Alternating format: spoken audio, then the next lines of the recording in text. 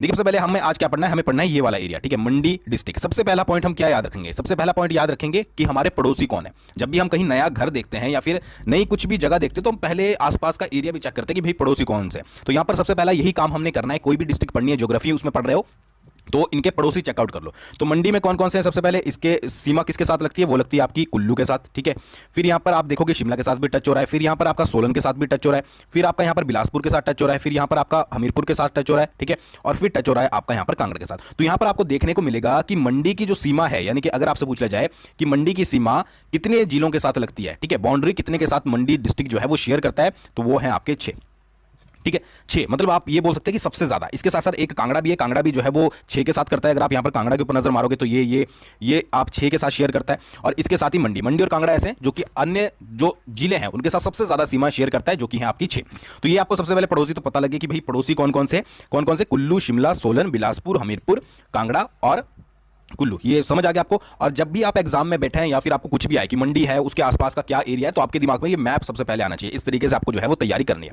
Video में बिल्कुल आराम से आपको समझाऊंगा, एक एक पॉइंट क्लियर करवाऊंगा। जो भी बच जाता है, अगर थोड़ा बहुत पॉइंट रह भी जाते हैं तो वो आने वाली वीडियोज में, मतलब कि जो आपकी एमसीक्यूज वाली वीडियो आएगी उसमें कवर हो जाएंगे, ठीक है जी। तो ये आपको समझ आ गया कि सबसे पहले कितनी जिलों के साथ सीमा लगती है, 6 जिलों के साथ सीमा लगती है, कुल्लू, शिमला, सोलन, बिलासपुर, हमीरपुर और फिर कांगड़ा, ठीक है जी। अच्छा, दूसरी चीज क्या पूछी जाती है, एक तो आपके पड़ोसी देश, सॉरी देश नहीं, पड़ोसी आपकी जिले पूछ लिए। दूसरी पूछी जाएगी कि उत्तर, पूरब, पश्चिम, उत्तर, दक्षिण में कौन कौन से जिले पड़ते हैं। तो अगर हम इस तरीके से इसको डिवाइड करें, ठीक है, तो आप यहां पर देखोगे कि ये हो गया आपका पूरब, ये हो गया आपका पश्चिम यानी कि ईस्ट वेस्ट, ये हो गया आपका उत्तर नॉर्थ और ये हो गया आपका साउथ। तो पूरब में कौन सा जिला पड़ता है, पूरब में पड़ता है कुल्लू जिला, ठीक है। अब साउथ में देखोगे तो 2 जिले सोलन और शिमला दोनों ही आप अपनी बाउंड्री जो है वो मंडी के साथ शेयर करते हैं। और यहाँ पश्चिम में भी 2 हैं, ठीक है, कौन कौन से, बिलासपुर और हमीरपुर। हमीरपुर पुरपुर, ठीक है, पुरपुर यानी कि आपके कहाँ है, पूरब से अपोजिट में, पश्चिम में। और फिर आपका उत्तर में कौन सा है, उत्तर में पड़ता है आपका कांगड़ा। तो इस तरीके से आपको ये सबसे पहले याद रखना है। और इसको आप इस चार्ट के माध्यम से भी याद रख सकते हैं कि क्या है कि मंडी कि ये है हमारा सेंटर पॉइंट मंडी। मंडी के जो पूरब है यानी कि पूरब है, ठीक है, ईस्ट है, उसमें पड़ता है आपका कुल्लू डिस्ट्रिक्ट। फिर मंडी के जो पश्चिम है उसमें हमीरपुर और बिलासपुर दोनों की सीमाएं जो है वो शेयर होती है। उत्तर में आपका कांगड़ा पड़ता है और आपका उसके बाद दक्षिण में जो है वो सोलन और शिमला पड़ता है, जिसको आपने यहाँ पर अच्छे से ऑब्जर्व कर लिया है। ये चीजें आपकी मैप से ज्यादा क्लियर होती हैं। तो 2 चीजें आपको समझ आ गई। क्या पूछा जा सकता है कि एक तो भाई कितनों के साथ जो है वो सीमा शेयर करता है, बाउंड्री शेयर करता है, कितने जिलों के साथ, 6 जिले, ठीक है। उसके बाद पूर्व में कौन सा है, पश्चिम में कौन सा है, ठीक है, पश्चिम, उत्तर में कौन सा है और दक्षिण में कौन सा है, यानी कि ईस्ट, वेस्ट, नॉर्थ और यहां पर साउथ। तो ये आपको चीजें क्लियर हो गई होगी। चलिए आगे बढ़ते हैं। आगे बढ़ने से पहले देखिए, जीके स्टडी ऐप अगर अभी तक आपने डाउनलोड नहीं किया है और आप हिमाचल कंडक्टर का पीडीएफ कोर्स और उसके साथ साथ अलाइड का कोर्स चला हुआ है, इसके अलावा जो आपका कॉमन एलिजिबिलिटी टेस्ट होगा, आपको ज्यादा पढ़ने की जरूरत नहीं पड़ेगी, सिर्फ आपको एक बार रीडिंग मारनी है। और उसके साथ साथ फ्री क्विजेस भी जो है वो शुरू किया कि इनमें से जैसे आजकल क्रोनोलॉजिकल ऑर्डर पूछे जाते हैं कि बढ़ते हुए क्रम में लगाइए या फिर ये बताइए कि इनमें से कौन सा गलत है। और आपको 3-4 दे दिए कि भाई कौन कौन से जिले का गठन कब कब हुआ था, सिरमौर का इतने में हुआ था, कांगड़ा का इतने में हुआ था, मंडी का इतने में हुआ था। तो अगर आपको एक्जैक्टली पता होगा तो आप अच्छे से कर पाओगे। तो अगर बात करें मंडी के केस में, तो मंडी का जो गठन हुआ था वो 15 अप्रैल 1948 को हुआ था, यानी कि हिमाचल के बनने के साथ ही। मुख्यालय यानी कि हेडक्वार्टर कहां पर है, हेडक्वार्टर है मंडी में ही। साक्षरता दर की अगर बात करें, लिटरेसी रेट की, तो 81.53%, 81.53% के आसपास जो है वो लिटरेसी रेट है। एरिया की बात करें, क्षेत्रफल की 3950 वर्ग किलोमीटर जो है वो एरिया है। लिंग अनुपात, सेक्स रेशियो की बात करें 2011 के अकॉर्डिंग 1007 है। और शिशु लिंग अनुपात, चाइल्ड सेक्स रेशियो की बात करें तो 916 है। ये पॉइंट इंपॉर्टेंट हो जाता है। बहुत से कैंडिडेट ऐसे भी मैंने देखे हैं जो इन पॉइंट्स को ये बोलते हैं कि इनको स्किप करना चाहिए, बट ऐसा कुछ नहीं है। आप प्रीवियस ईयर के पेपर उठाकर देखोगे तो उसमें पूछा जाता है कि मान लीजिए ये दे दिया कि मंडी है, आपका सिरमौर है, फिर आपका चंबा है, या फिर आपका जो है वो बिलासपुर है, और आपसे ये पूछ लेंगे कि इनमें से किसका क्षेत्रफल सबसे ज्यादा है। तो कब आप किस तरीके से फाइंड आउट कर पाओगे, इसी तरीके से कर पाओगे ना जब आपको ये वाला एरिया, ये वाली चीज पता होगी कि कौन कौन से जिले का क्षेत्रफल कितना है। और मैंने जितने भी आपको जिले बताए हैं ये सारे पॉइंट उनमें कवर करवाए हैं। इसी तरीके से आपसे ये पूछ लेंगे कि भाई अगर लिटरेसी रेट बताना है, ठीक है, 4 आपके पास जिले दे दिए, या फिर 4 जिलों के आगे आगे जो है वो लिटरेसी रेट भी मेंशन किया हुआ है कि इनको आपस में मिलाओ। आपको पता ही है कि आजकल एचएस का या फिर आप एलाइड की तैयारी करो तो वहां भी ऐसे ही क्वेश्चन स्टेटमेंट वाले आपसे पूछे जाने। तो ये आपको सारी चीजें पता होनी चाहिए, किसका लिटरेसी रेट कितना है, कब गठन हुआ, साक्षरता दर कितनी है, क्षेत्रफल कितना है, ठीक है। इसलिए ये बहुत ज्यादा इंपॉर्टेंट जो है वो यहां पर हो जाता है। तो सबसे पहले फोकस क्या करना है, पहला पॉइंट हमने क्या पढ़ा, कब हुआ गठन, 1948, सीधा ही, ठीक है जी। सेकंड क्या है कि लिटरेसी रेट कितना है, 81.5, याद रखने के लिए, ठीक है। फिर एरिया कितना है भाई, 3900 किलोमीटर स्क्वायर के आसपास। फिर उसके बाद चौथा क्या है कि भाई लिंग अनुपात 1000 से ऊपर याद रखना है, 1007। फिर पांचवा शिशु लिंग अनुपात, इससे थोड़ा कम, 916। तो इस तरीके से आपको जब प्रैक्टिस करोगे, लिखोगे, तो ही आपको जो है वो समझ आएगा, ठीक है। तो ये आपके सब कुछ इंपॉर्टेंट पॉइंट थे। आगे बढ़ते हैं, तब आती है अगला जो इंपॉर्टेंट पॉइंट है वो है आपकी पर्वत श्रृंखलाएं। ठीक है, पर्वत श्रृंखलाएं क्या होती है, किस तरीके से होती है, ये प्रीवियस वीडियोस में समझा चुका हूं। तो अगर पर्वत श्रृंखलाओं की बात करें तो 4 इंपॉर्टेंट पर्वत श्रृंखलाएं जो हैं वो आपकी मंडी जिले में पड़ती है। सबसे पहले आती है धौलाधार पर्वत श्रृंखला। धौलाधार पर्वत श्रृंखला अगर मैं आपको मैप के थ्रू बताऊं तो देखिए, वैसे तो मैं पहले भी धौलाधार पर्वत श्रृंखला समझा चुका हूं, बट फिर भी मैं आपको एक चीज थोड़ा सा बताऊंगा कि धौलाधार पर्वत श्रृंखला जो है वो मंडी जिले के पूर्वी भाग से जो है वो यहां से निकलती है। ठीक है, बस इतना आपको जो है वो याद रखना है, पूर्वी भाग में पड़ती है। ठीक है, तो धौलाधार पर्वत श्रृंखला होगी सबसे पहली। उसके बाद होगी आपकी सेकंड सिकंदरधार, फिर होगी आपकी धोगरधार, इसको घोगर भी कई जगह पर लिखा हुआ है, धोगरधार वैसे बोलते हैं, और फिर होगी आपकी बैरकोटधार। ठीक है, तो फर्स्ट नंबर कौन सा हुआ, पहली आपकी, ये आप याद रखिए, पहली आपकी धौलाधार पर्वत श्रृंखला। फिर सेकंड कौन सी है, सेकंड है आपकी सिकंदरधार। ठीक है, सिकंदर लोधी के नाम से याद रखिएगा, सिकंदरधार। फिर धोगरधार। ठीक है, इसका भी मैं इंपॉर्टेंस बताऊंगा आपको, क्यों धोगरधार इंपॉर्टेंट है, फिर आपको अच्छे से याद रहेगी। और फिर आगे एक आपकी बैरकोटधार। तो 4 पर्वत श्रृंखलाएं आपको याद रखनी है, किसके केस में, मंडी के केस में, कि मंडी में जो है वो 4 श्रृंखलाएं पड़ती है। अब धौलाधार पर्वत श्रृंखला किस तरीके से याद रखोगे कि भाई पूर्व में पड़ती है, पूर्व से क्रॉस होती है, ये आपको थोड़ा बहुत याद रहेगा। ठीक है, तो देखिए सबसे पहले धौलाधार पर्वत श्रृंखला। धौलाधार पर्वत श्रृंखला मंडी जिले के पूर्वी सीमा पर पड़ती है, जैसे कि मैंने आपको बताया, और इसकी सबसे ऊंची चोटी जो है वो नागरू है। नागरू का हाइट कितनी है, 4400 मीटर। अब जो आपने पढ़ा होगा कि मंडी जिले की सबसे ऊंची चोटी कौन सी है, मंडी जिले की सबसे ऊंची चोटी नागरू है। ठीक है, नागरू कितनी है, 4400 मीटर। अब ये नागरू कहां पर पड़ती है, ये पड़ती है आपकी धौलाधार पर्वत श्रृंखला में। ठीक है, श्रृंखला का मतलब होता है एक लंबी, और चोटी का मतलब होता है एक जगह पर चोटी, मैंने आपको पहले समझाया है। तो अगर आपसे क्वेश्चन आए कि मंडी जिले की सबसे ऊंची चोटी कौन सी है, तो वो है नागरू। कितनी हाइट है, 4400 मीटर। अगर बहुत ज्यादा डिटेल में पूछा जाए कि जो मंडी जिले की चोटी है नागरू, वो कौन सी पर्वत श्रृंखला में पड़ती है, तो आपको याद आना चाहिए कि 4 पर्वत श्रृंखला है, 4 पर्वत श्रृंखला में से धौलाधार पर्वत श्रृंखला में जो है वो पड़ती है। तो धौलाधार पर्वत श्रृंखला को आप इस तरीके से याद रख सकते हैं। दूसरी है धोगरधार। धोगरधार में क्या है कि गुम्मा और द्रंग नमक की खाने हैं। गुम्मा और द्रंग नमक की खाने कहां पर पड़ती है, मंडी में पड़ती है। और कौन सी धार में पड़ती है, ये आपकी धोगरधार में पड़ती है। ठीक है, हराभाग नामक एक स्थान है जहां से ये जो है वो मंडी जिले में प्रवेश करती है। ये जो धार है आपकी धोगरधार, ये आपकी कौन सी जो है वो, मान लीजिए मंडी का मैप है और ये धार है, ये एंट्री कर रही है, ये जो प्लेस है ये कौन सा है, ये है आपका हराबाग। ठीक है, ये आपको याद रखने 2 पॉइंट इसके बारे में। फिर सिकंदरधार की बात करें तो इसका नाम जो है वो सिकंदर लोधी से जोड़ा जाता है, इसलिए मैंने आपको बोला था सिकंदर लोधी। ये बोला जाता है कि यहां पर जब आक्रमण हुआ था इस एरियाज में, ठीक है, तो उस रिगार्डिंग इसका नाम जो है वो सिकंदर लोधी से जोड़ा जाता है, तो इसका सिकंदरधार जो है वो रख दिया। अच्छा, इस धार की उपधार भी है। उपधार का मतलब क्या होता है, मान लीजिए ये आपकी धार है और इसमें छोटी और जो है वो कनेक्टेड धारें यहां से निकल रही हैं, तो इसकी 2 धारें हैं जो कि सिकंदरधार से निकलती है, वो है आपकी कमलाह धार और एक है आपकी लिंडी धार। ठीक है जी, तो ये दोनों धारें भी कहां पर पड़ती है, ये पड़ती है आपकी कहां पर, मंडी जिला में। किस तरीके से, ये जो आपकी सिकंदर धार है इसकी ही 2 धारें अलग है। ठीक है, जो कि है आपकी, एक तो लिंडी धार होगी और दूसरी होगी आपकी कमलाह धार। फिर बैरकोट धार आती है। बैरकोट धार जो है वो रिवाल्सर से होकर सुकेत तक जाती है। सिर्फ इंपॉर्टेंट पॉइंट शेयर किए गए हैं, इसके अलावा कोई ज्यादा डिटेल जो है वो एडिट नहीं की गई है। ठीक है, सबसे पहले 4 आपको इंपॉर्टेंट याद रखनी है, धौलाधार, धोगरधार, सिकंदरधार और बैरकोटधार। धौलाधार को किस तरीके से याद रखोगे कि भाई इसमें जो मंडी जिले की सबसे ऊंची चोटी है नागरू, वो आती है। ठीक है, तो इस तरीके से आपको धौलाधार। धोगरधार, गुम्मा और द्रंग की नमक की खाने फेमस है हिमाचल प्रदेश में, वो कहां पर पड़ती है, धोगरधार में पड़ती है तो सब कुछ मंडी में ही, पर धोगरधार में पड़ता है। सिकंदरधार, जब सिकंदर लोधी का आक्रमण हुआ था इस एरिया में, तो उसके नाम पर सिकंदरधार इसका नाम रख दिया। अच्छा, सिकंदरधार है, लोधी का नाम आया है, तो इसके दो सब टाइप भी हैं। ठीक है, एक कमलाह धार है और उसके बाद लिंडी धार है। ठीक है, अगर तो डायरेक्टली यही पूछ लेगा कि भाई लिंडी धार या फिर कमलाह धार कहां पर है, तो मंडी लगा देना। अगर ये पूछा जाएगा किसकी सब धार है या फिर कहां से निकलती है, तो सिकंदर धार से निकलती है। बैरकोट के बारे में याद रखना है कि रिवाल्सर मंडी में पड़ता है। ठीक है, सुकेत मंडी में पड़ता है, तो दोनों मतलब कि दोनों एक रिवाल्सर से शुरू होकर जो है वो सुकेत तक जाती है। बस इतने पॉइंट आपको याद रखने, और आई होप मैंने जितनी बार रिपीट कर दी है ये चीजें, ये आपको अभी तक याद भी हो गई होगी। ठीक है जी। अच्छा देखिए, एक चीज और कमेंट करके जरूर बताया कीजिए जब भी आप वीडियो देखते हो कि वीडियो आपको कैसी लगी। ठीक है, थोड़ा ये हो जाता है कि आपको, आपकी जब कमेंट आते हैं तो ये लग जाता है कि हाँ वीडियो पसंद आ रही है, फिर हमें कुछ और चेंजेस करने की जो है वो इसमें जरूरत है। और शेयर जरूर कीजिए ताकि सभी तक जो है ये फ्री कोर्स यहाँ पर पहुंचे। तो हमने पढ़ ली, क्या पढ़ ली, हमने पढ़ ली पर्वत श्रृंखलाएं। अब बात करते हैं नदियों के बारे में। ठीक है, देखिए एक चीज मैं आपको बता दूं कि नदियों के बारे में जो डिटेल वीडियो है वो मैं पहले बता चुका हूं, तो डिटेल यहां पर ज्यादा शेयर नहीं करूंगा। उसके लिए आपको प्रीवियस वीडियो देखनी पड़ेगी, क्योंकि ये तो फिर टाइम वेस्ट हो जाएगा अगर मैं सारी डिटेल दोबारा से यहां पर शेयर करूंगा। तो इंपॉर्टेंट चीजें बताऊंगा। ठीक है, उसके बाद आपको क्या करना है कि वो प्रीवियस जो अगर आपने पहले से देख ली होगी तो वेल एंड गुड है, नहीं देखिए तो आपको जाकर जो है वो नदियों वाली वीडियो देखनी है। अच्छा, हिमाचल में तो पता ही आपको 5 नदियां बहती है, व्यास, रावी, ठीक है, चंद्रभागा या चिनाब, सतलुज नदी और यमुना नदी।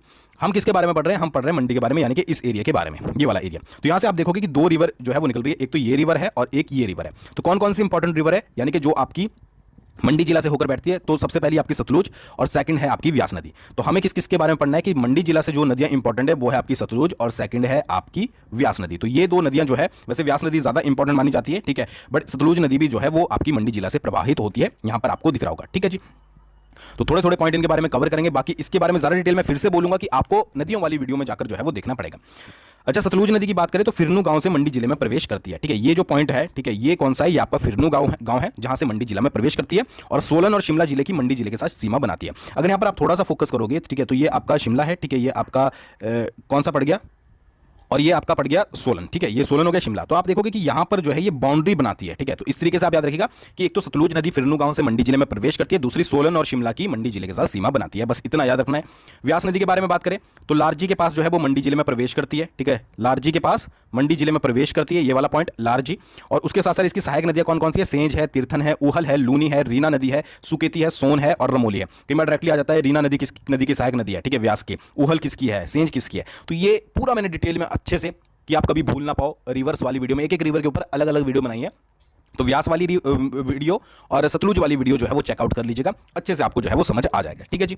फिर बात करते हैं मंडी जिले की झीलों के बारे में कि कौन कौन सी झीलें हैं। सबसे पहले नंबर पर आती है रिवालसर झील, फिर आती है आपकी पराशर झील, उसके बाद आती है कामरूनाग झील, फिर आती है कुमारवाह झील, फिर कालासर, सुखसार, खदलासर, डवारूसर, ये यहाँ पर याद रखिएगा, सर सर सर, फिर आपकी लीलासर, ये भी सर, फिर कुंतभयोग, पंडोह आपको पता ही है कि मैन मेड है। ठीक है, मैन मेड जो है वो झीलें हैं। और फिर आपकी मचियाल झील, बहुत से लोगों को कंफ्यूजन होगा, कांगड़ा में भी है और मंडी में भी है। इसके बारे में मैं झीलों वाली वीडियोस में ऑलरेडी बता चुका हूं कि क्या सीन है भाई, क्यों है, किस तरीके से काउंट होती है। ठीक है, तो ये सारी झीलें जो हैं वो आपको याद रखनी है। और झीलों के ऊपर यानी कि लेक्स के ऊपर अलग से सेपरेट वीडियो में बनाई है, मैन मेड और नेचुरल लेक्स, उनको जो है वो चेकआउट कर लीजिएगा।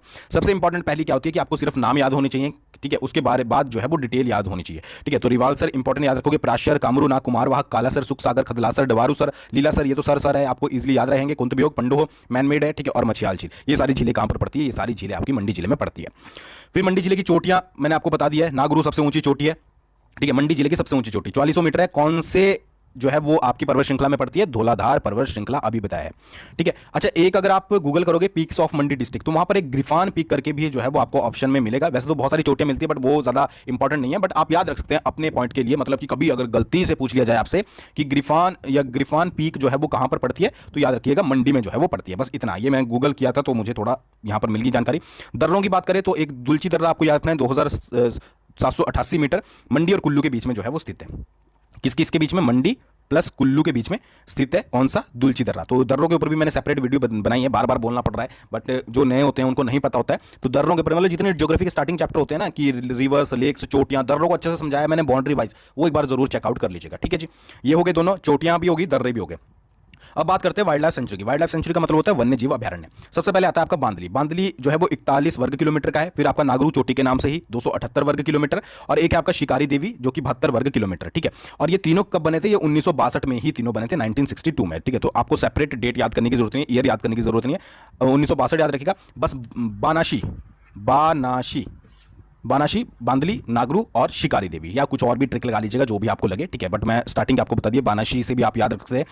ठीक है, और कोई और आपको आइडिया आता है तो उससे भी आप याद रख सकते हैं, बट 3 याद रखिएगा वन्यजीव अभयारण्य कौन कौन से, बांदली, और इनमें सबसे बड़ा कौन सा है, सबसे बड़ा है आपका नागरू। किस तरीके से याद रखें, नागरू चोटी भी सबसे बड़ी है, वन्यजीव अभयारण्य भी सबसे बड़ा है, 278 वर्ग किलोमीटर है। बाकी जो बांदली और आपकी शिकारी देवी है, ठीक है, इसमें सबसे छोटा बांदली और शिकारी देवी 72 वर्ग किलोमीटर के आसपास है। तो ये सारी चीजें आपको जो है वो याद रखनी है। अब एकदम से तो याद होगी नहीं, ठीक है, जब आप पढ़ते रहोगे, रिवीजन करोगे, रिवीजन मोस्ट इंपॉर्टेंट चीज होती है। अगर आप रिवीजन नहीं कर रहे हो तो आप फिर कुछ नहीं कर रहे हो। ठीक है, तो रिवीजन के ऊपर ज्यादा फोकस कीजिएगा, तभी ज्यादा बेनिफिट आपको मिलेंगे। फिर नेक्स्ट है आपकी मंडी जिले की घाटियां। कौन कौन सी घाटियां हैं जो मंडी जिले में पड़ती है। ठीक है, सबसे पहले आती है आपकी बलह घाटी, फर्स्ट आपको याद रखनी है।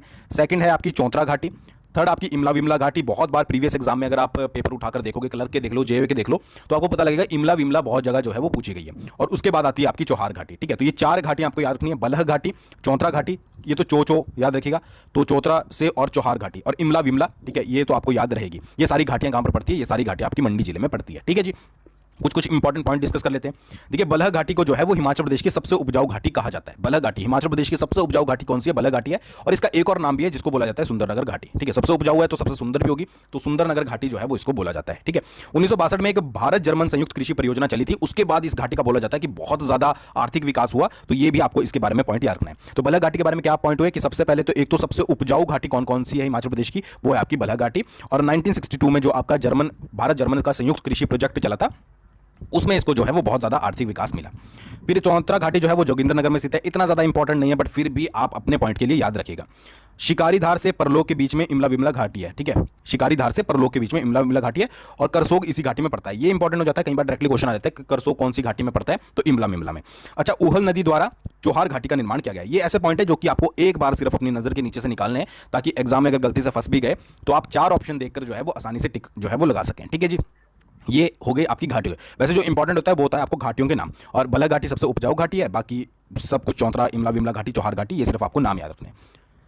आगे बढ़ते हैं, भाषाओं के बारे में बात करते हैं कि मंडी जिले की भाषाएं कौन कौन सी हैं। देखिए, मंडी में जो ज़्यादातर बोली जाती है वो बोली जाती है मंडियाली। सबसे पहला पॉइंट, सुकेत वाला जो एरिया है, ठीक है, उसमें जो सुकेत और सुंदरनगर वाला जो एरिया है उसमें बोली जाती है आपकी सुकेती। तो सुकेत से याद रखिएगा और सुंदरनगर से सुकेती याद रखिएगा। सरका घाट में जो है वो सरघाटी बोली जाती है और बल्ह में जो है वो बालड़ी बोली जाती है। तो ये हो गया आपका आर्ट एंड कल्चर के अंडर। एक बात याद रखिएगा, एलाइड की अगर आप तैयारी कर रहे हो, एलाइड एग्जाम की, और उसके प्रीवियस ईयर पेपर उठाकर देखोगे तो आपको पता लगेगा कि ज़्यादा फोकस जो किया जाता है वो आर्ट एंड कल्चर पर किया जाता है। तो आर्ट एंड कल्चर वाला सेक्शन यही होता है कि भाषाएं होगी आपकी, ठीक है, जो मंदिर वगैरह होते हैं, ठीक है, या फिर आपकी जनजाति वगैरह, कुछ भी जो आर्ट से रिलेटेड, कला से रिलेटेड होता है, वो सारी चीज़ें उसमें ही आती है। तो भाषाओं में क्या है, मंडी की मंडियाली है, सुकेत और सुंदरनगर की सुकेती है, सरका घाट की सरघाटी है और बल्ह की जो है वो बालड़ी है। तो ये आपको 4 इंपॉर्टेंट बोली बोल लीजिए या भाषाएं बोल लीजिए, याद रखना है, जिससे एक दूसरे में जो है वो बात की जाती है। बुक्स के बारे में बात करते हैं, इंपॉर्टेंट बुक्स की मंडी डिस्ट्रिक्ट से रिलेटेड इंपॉर्टेंट बुक्स कौन कौन सी है, ठीक है। सबसे पहले आती है history of Mandi. History of Mandi किसने लिखी है, विक्रम कायस्थ ने। क्लर्क का पेपर उठा के देख लेना, जेओए का पेपर उठाकर देख लेना, या फिर कोई और पेपर उठाकर देख लेना, ये क्वेश्चन आपको कहीं ना कहीं पर मिल जाएगा। फिर दूसरी आती है कि भाई नाम तो सेम ही रखा पर उसके आगे स्टेट लगा दिया, हिस्ट्री ऑफ मंडी स्टेट, ठीक है। ये किसने लिखी है, ये मनमोहन सिंह ने लिखी है। ये भी आपका बहुत बार जो है वो पेपर में पूछा गया। तो 2 बुक्स याद रखनी है, पहली हिस्ट्री ऑफ मंडी, ठीक है, हिस्ट्री ऑफ मंडी, बुक्स का नाम याद रखने की जरूरत नहीं, हिस्ट्री ऑफ मंडी और उसके आगे स्टेट, हिस्ट्री ऑफ मंडी और हिस्ट्री ऑफ मंडी स्टेट। और इसमें पहला नाम आएगा विक्रम कायस्थ का, छोटे वाले के साथ, ठीक है। देखिए, विक्रम छोटा नाम है तो हिस्ट्री ऑफ मंडी के साथ, फिर इसका नाम हिस्ट्री ऑफ मंडी स्टेट हो गया तो मनमोहन बड़ा नाम। ये थोड़ा सा एक आइडिया है, अगर आप चाहें तो याद रख सकते हैं। 2 बुक्स आपको इससे रिलेटेड याद रखनी है। फिर आता भाई मोस्ट इंपॉर्टेंट, मंडी जिले के मंदिर। अब इतने ज्यादा मंदिर हैं, अगर मुझे नहीं पता आपकी बुक्स में मेंशन, जो आप बुक्स पढ़ते हो उसमें मेंशन किए हुए हैं कि नहीं हुए, बट मैंने एक एक मंदिर जो इंपॉर्टेंट है सारे निकाल कर यहाँ पर रख दिए हैं, ताकि कोई क्वेश्चन आपका स्किप ना हो। तभी तो यार जीरो से हीरो बनोगे ना, ऐसे तो बनने से रहे। तो मंडी जिले के मंदिर के बारे में अगर बात करें तो सबसे पहला आता है आपका भूतनाथ मंदिर। अब ये तो आपको डायरेक्टली याद रखने पड़ेंगे, इसकी कोई ट्रिक नहीं है, कुछ नहीं है, ठीक है, इसमें क्या ही ट्रिक लगाएंगे, बट सिंपल सी बात है कि जब आप पढ़ते रहोगे, रिवीजन करते रहोगे तो आपको इजीली याद हो जाएगा। भूतनाथ मंदिर, उसके बाद आता है श्यामा काली मंदिर, फिर पराशर मंदिर आता है, ये इंपॉर्टेंट है भाई, याद रखिएगा। पंचवक्त मंदिर, ये पूछा भी गया है, स्टार कर लीजिए। फिर मगरू महादेव मंदिर, बटूक भैरव मंदिर, माधोराव मंदिर, सिद्ध भद्रा मंदिर जो कि पड्डल में पड़ता है, सिद्ध काली मंदिर जो कि सैरी में पड़ता है, सिद्ध गणपति मंदिर हो गया, ठीक है, उसके बाद शंभू महादेव मंदिर हो गया पड्डल में, फिर सिद्ध जालपा मंदिर हो गया, फिर आपका एक त्रिलोकीनाथ मंदिर हो गया, ठीक है। ये कुछ ऐसे मंदिर हैं जो कि आपको बुक्स में मेंशन मिलेंगे, बट इसके अलावा भी अभी मंदिर हैं, ठीक है। तो ऐसा नहीं है कि यहाँ पर मंदिर खत्म हो गए। कौन कौन से पढ़े, भूतनाथ, श्यामा काली, पराशर, पंचवक्त, मगरू महादेव, बटूक भैरव, माधोराव मंदिर, सिद्ध भद्रा मंदिर, सिद्ध काली मंदिर, सिद्ध गणपति मंदिर, सिद्ध सिद्ध से थोड़ा बहुत आइडिया लगा लीजिएगा, शंभू महादेव मंदिर, सिद्ध जालपा मंदिर और त्रिलोकीनाथ मंदिर, ये आपको ज्यादातर बुक्स में मेंशन मिल जाएंगे। इसके अलावा मुरारी देवी मंदिर, ठीक है, माँ बगलामुखी मंदिर। अब माँ बगलामुखी मंदिर जो फेमस है वो कांगड़ा का है, अब आप यहाँ पर कंफ्यूज मत हो जाइएगा, ठीक है, बट मंडी में भी जो है वो एक मंदिर है। तो ऐसे मंदिर ज्यादातर पूछे नहीं जाते हैं जो डबल डबल होते हैं, ठीक है, तो आप कांगड़ा वाला ज्यादातर याद रख सकते हैं। अच्छा, माँ सिमसा मंदिर, माता सकरेणी मंदिर, माँ चतुर्भुज मंदिर जो बसाही में है, सूरजकुंड मंदिर इंपॉर्टेंट सुंदरनगर में, श्री हगोणी माता मंदिर, टारना देवी मंदिर और कामाक्षा देवी मंदिर, ये सारे मंदिर भी आपके जो है वो मंडी जिला में पड़ते हैं। तो एक भी मंदिर ऐसा नहीं बचना चाहिए जो कि आपकी आंखों के नीचे से ना गया हो, ठीक है। जब 2-3 बार आंखों के नीचे से निकाल लोगे तो अपना आप जो है वो याद हो जाएगा। तो इसमें फोकस कर सकते हो आप सूरजकुंड पे, कामाक्षा पे, टारना देवी, मतलब जो प्रीवियस ईयर में पूछे गए हैं, ठीक है, हगोणी देवी, बगलामुखी को आप छोड़ भी सकते हो, बाकी एक एक बार जो है वो अच्छे से देख लीजिएगा। तो ये सारे मंदिर कहाँ पर है, ये सारे मंदिर आपके मंडी जिला में जो है वो पड़ते हैं। आगे बढ़ने से पहले परीक्षा बूस्टर का लिंक मैंने डिस्क्रिप्शन में दे दिया है। 60 सेकंड में फ्री करंट अफेयर पढ़ना चाहते हो, ठीक है, समझना चाहते हो तो आप उसको सब्सक्राइब करके रख सकते हो, बाकी ज़्यादा नहीं बोलूंगा, आपकी अपनी चॉइस है। अच्छा, भूतनाथ मंदिर का निर्माण जो है वो राजा अजबर सेन के द्वारा करवाया गया था। 1526 में राजा अजबर सेन ने भूतनाथ मंदिर का निर्माण करवाया था। अर्धनारीश्वर को जो है ये समर्पित है। तो कई बार डायरेक्टली आ जाता है अर्धनारीश्वर मंदिर कहां पर है, तो याद रखिएगा मंडी, ठीक है जी। अच्छा, श्यामा काली मंदिर और टारना देवी मंदिर का निर्माण जो है वो राजा श्याम सेन ने करवाया था। तो श्याम से श्यामा काली तो आप याद रखेंगे, तो टारना देवी भी जो है वो याद रखेगा। पराशर मंदिर का निर्माण 1346 में राजा बाणसेन ने करवाया था और माधोराव मंदिर का निर्माण जो है वो सूरज सेन ने करवाया था। तो ये वैसे ये इतना ज्यादा इंपॉर्टेंट नहीं, क्यों, क्योंकि हिस्ट्री में भी हम कवर करेंगे। जब हम अजबर सेन के बारे में पढ़ेंगे तो ऑब्वियसली पढ़ेंगे कि भाई कौन से मंदिर का निर्माण करवाया था, ठीक है। श्याम सेन के बारे में पढ़ेंगे तो उसका भी देख लेंगे, बाकी राजाओं का भी देख लेंगे किस किसने कौन कौन से मंदिर का निर्माण करवाया था। तो इसके ऊपर आप कम ही फोकस रखिएगा अभी फिलहाल के लिए। गुरुद्वारों के बारे में बात करते हैं तो 3 गुरुद्वारे जो है वो जनरली आपके मंडी डिस्ट्रिक्ट में पड़ते हैं, दमदमा साहिब, श्री दमदमा साहिब, श्री गुरु कोठा और श्री रिवालसर साहिब। तो रिवालसर तो आपको इजीली याद रहेगा, गुरु कोठा और दमदमा साहिब आपको याद रखना है। अच्छा, जो मंडी में रहते हैं उनके लिए तो ईजी है याद रखना, क्योंकि वो उनका प्लेस है तो उनको याद रहता है। ये बेनिफिट सभी डिस्ट्रिक्ट वालों को मिलता है कि जब अगर आप शिमला से हो तो शिमला की आपको मैक्सिमम चीज़ें पता होगी, आप ऊना से हो तो आपको ऊना की मैक्सिमम चीज़ें पता होगी, ठीक है। तो ये सब कुछ प्रॉफिट किसी ना किसी को मिलता ही है। तो दमदमा साहिब देखिए गुरु गोविंद सिंह जी को समर्पित है। ये तीनों वैसे ज्यादातर जो है वो गुरु गोविंद सिंह जी को ही समर्पित है। एक दमदमा साहिब के बारे में आपको याद रखना है कि मंडी के राजा सिद्ध सेन के बुलाने पर जो है वो गुरु गोविंद सिंह जी यहां आए थे, ठीक है। बस इतना पॉइंट आपको याद रखना है, बाकी ज्यादातर मंडी जिले के गुरुद्वारे आपको नाम से याद रखने हैं। फिर महल और किलों के बारे में अगर बात करें तो मंडी महल मंडी के नाम से, सुकेत महल सुकेत के नाम से, इजीली आपको याद रहेगा। 2 याद रखने हैं, भवानी महल और विजय महल। ये दोनों महल कहां पर पड़ते हैं, ये भी आपके मंडी जिले में पड़ते हैं, ठीक है। तो मंडी और सुकेत महल तो कोई पूछेगा भी नहीं आपसे, क्योंकि उनको भी पता है कि भाई ये तो डायरेक्टली पता ही लग जाएगा, बट भवानी महल और विजय महल आपसे पूछा जा सकता है। इसके अलावा किलों के बारे में बात करें, कमलाहगढ़ और पंगाणा किला, दोनों किले कहां पर पड़ते हैं आपके मतलब कि मंडी जिले में पड़ते हैं। बाकी जब हम सुकेत की हिस्ट्री देखिए, 2 हिस्ट्री आपको पढ़नी पड़ेगी, सुकेत और मंडी दोनों की हिस्ट्री पढ़ेंगे तो आपको पता लग जाएगा कौन कौन सा किला किस किसने बनवाया, कहां पर बनवाया, ठीक है। तो ये चीज़ याद रखिएगा। फिर बात करते हैं मंडी के मेले और त्योहारों के बारे में। सबसे पहला मेला लगता है माहूनाग मेला, फिर आपका छेश्चू मेला, इंपॉर्टेंट है, पूछा जाता है, शीतला देवी मेला, तकोली मेला, ठीक है, जून के महीने में लगता है तकोली मेला, और एक शिवरात्रि मेला इंटरनेशनल फेयर है, आपको पता ही है, ठीक है। तो ये आपको मेले जो है वो कुछ याद रखने। तकोली मेला मुझे लगता है कुछ लोगों ने नहीं पढ़ा होगा, बट तकोली मेला भी जो है वो आपका मंडी जिले में लगता है। बाकी छेश्चू मेला आपने पढ़ा है, पद्म संभव से रिलेटेड है। माहूनाग मेला याद रखिएगा। शिवरात्रि तो खैर इंटरनेशनल फेयर है तो ये तो आपको पता ही होगा। शीतला देवी मेला भी याद रखिएगा। अच्छा, छेश्चू मेला जो है वो राज्य स्तरीय मेला है, 13 अप्रैल को लगता है। इसे रिवालसर मेले के रूप में भी जो है वो जाना जाता है, ठीक है। छेश्चू मेला पद्म संभव से रिलेटेड है और रिवालसर मेले के रूप में भी इसको जाना जाता है, ठीक है जी। ये हो गया 13 अप्रैल को जो है वो ये लगता है। माहूनाग मेला जो है वो बखारी गांव करसोग में लगता है। शिवरात्रि मेला अंतर्राष्ट्रीय मेला है, पता ही आपको, पड्डल मैदान में लगता है, इंपॉर्टेंट है। अजबर सेन ने इसकी शुरुआत की थी। 7 दिन तक मेला चलता है। गुरु चेला इस मेले में आने वाले साल की भविष्यवाणी करते हैं और सूरज सेन ने इसको सांस्कृतिक त्योहार का रूप दिया था। अब इतने ज्यादा पॉइंट जो है वो इसी सेक्शन से निकल जाते हैं। क्या क्या कि सबसे पहले तो इंटरनेशनल फेयर है, ये आपको याद रखना है। कौन से मैदान में लगता है, पड्डल मैदान में लगता है। अजबर सेन ने इसकी शुरुआत की थी। कितने दिनों तक चलता है, 7 दिनों तक चलता है। गुरु चेला, कई बार क्वेश्चन आता है गुरु चेला किस मेले में जो है वो भविष्यवाणी करते हैं, तो शिवरात्रि मेला में, ठीक है। और सूरज सेन ने जो है वो इसको सांस्कृतिक त्योहार का रूप दिया था। 4 से 5 क्वेश्चन यहीं से निकल जाते हैं, तो याद रखिएगा, ठीक है जी। तो ये हो गया छेश्चू मेला, रिवालसर मेले के रूप में भी जाना जाता है। माहूनाग मेला बखारी गांव में। बाकी शिवरात्रि मेले के बारे में मैंने आपको अच्छे से बता दिया।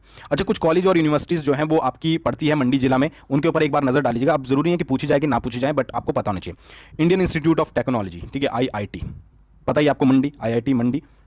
उसके बाद आपका Jawahar Nehru government engineering college Sundernagar में पड़ता है, ठीक है। फिर MLSM कॉलेज सुंदरनगर में पड़ता है। श्री लाल बहादुर शास्त्री मेडिकल कॉलेज पड़ता है, ये आप स्टार कर लीजिएगा। और वल्लभ गवर्नमेंट कॉलेज जो है वो कहां पर पड़ता है, ये भी मंडी में पड़ता है। तो ये तो नहीं इतनी ज्यादा पूछा जाएगा, या फिर ये भी नहीं पूछा जाएगा। श्री लाल बहादुर शास्त्री याद रखते हैं, जवाहरलाल याद रखते हैं, और IIT मंडी तो आपको पता ही है।